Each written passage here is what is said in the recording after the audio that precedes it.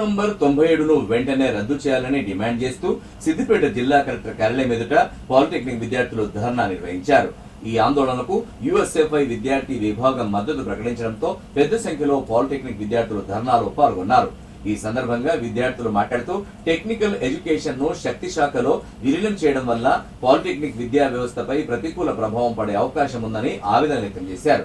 ఈ నిర్ణయం విద్యార్థుల భవిష్యత్తుపై కూడా తీవ్ర ప్రభావం చూపే ప్రమాదం ఉందన్నారు.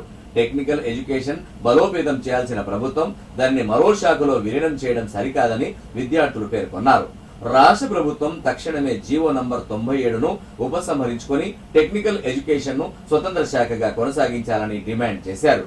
విద్యార్థుల భవిష్యత్తును దృష్టిలో ఉంచుకొని ప్రభుత్వం ఈ నిర్ణయాన్ని పునః సమీక్షించాలని కోరారు.